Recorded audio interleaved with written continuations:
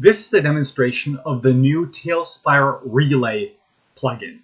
The Relay plugin allows you to set a bunch of triggering conditions and a bunch of output conditions. And when the trigger is satisfied, it will produce the output conditions.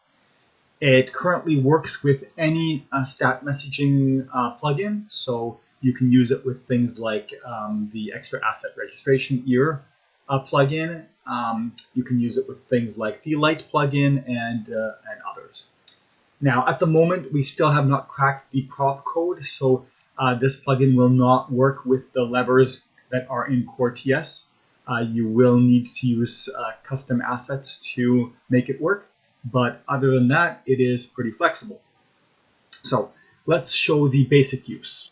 The basic use would be to have something like a lever or anything else, a button, a chain that you toggle, and it will then cause something to happen. So in this case, I've set up this lever to turn on this light. At the moment, I am going to use the ear animations to trip the lever. In future releases, I hope to have a radial menu that will simulate the kind of thing that you see in Core TaleSpire. But for now, it's the ear animations. So I'm going to toggle the lever, and we can see that as soon as the lever got to the other side, it turned on the light. I can toggle it back, and we see that it turns that light off. Now, I linked it up to the light. I could have just as easily linked it up to this door here, but for the door, I'm going to show a more advanced scenario. So in this advanced scenario, we have a puzzle here called the Lights Out puzzle, and if you get all of the levers turned to the right, it will open the door. Now, when you toggle a lever, the neighboring levers also toggle, and the idea is that you have to work through it to get them all in the same direction. I've set this up very easily so that I can do one toggle here and get the solution to demonstrate here. So what we're using here is we're using the Relay plugin to do the toggling. So when I toggle any of these, they will toggle the neighboring ones. That's all done through the Relay plugin. And then we just have a very, very simple plugin that looks for the victory condition and opens the door. So let me demonstrate that. I toggle the one, that causes the two others to toggle, and now because I have a victory condition, the door has been opened. So defining the triggering points and reactions is pretty easy. You just create a text file with a SUB extension,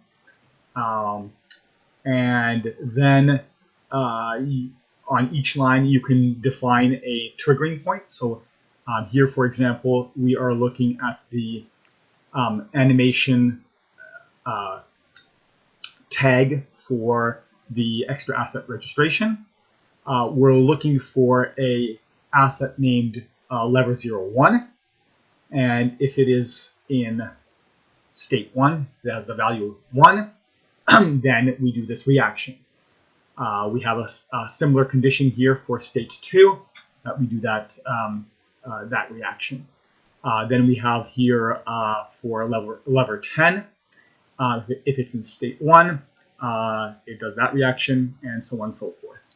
Now, looking at the reactions here, the first parameter is the delay between the triggering event and the reaction. So you saw, for example, when I toggled the light switch, from the time that I toggled it, it waited 1.5 seconds before turning on the light. So that allowed that lever to go most of the way across before triggering the light. Similarly here, if we toggle the lever 1 of that puzzle, we can see it's going to wait 1.5 seconds before toggling the other levers. Second parameter is, again, the key that we're looking for to set this time.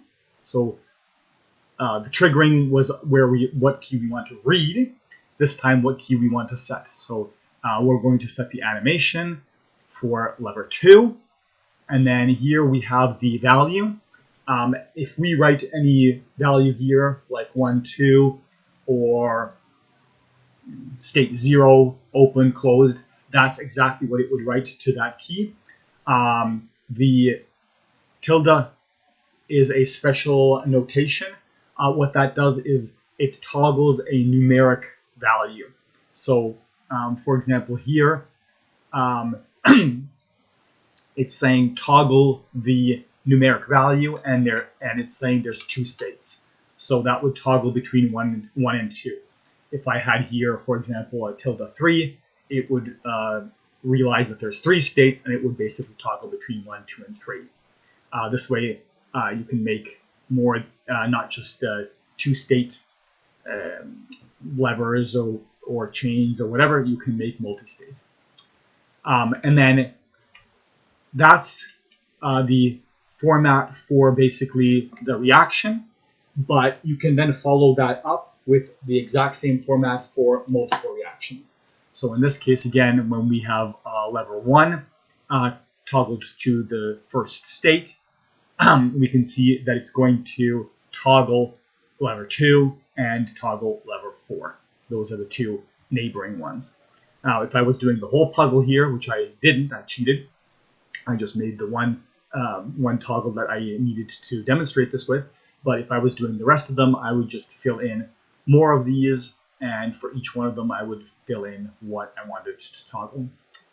And that's basically it. It's pretty easy. You define your state that you're looking for, and then the reaction. Both of them, again, are using the stat messaging, and most plugins use stat messaging to distribute the effect to other clients. So this really does open up a lot of options. The most common one being extra asset anim tag. That's basically anytime you animate any of the assets, it will write to that tag, and the value of the tag is the animation, or it's a numeric number indicating which animation you want to use. And again, the output works exactly the same way. We've got a delay, and then we've got the tag that we want to write to, and the asset that we want to write to, and the value. So that's about it.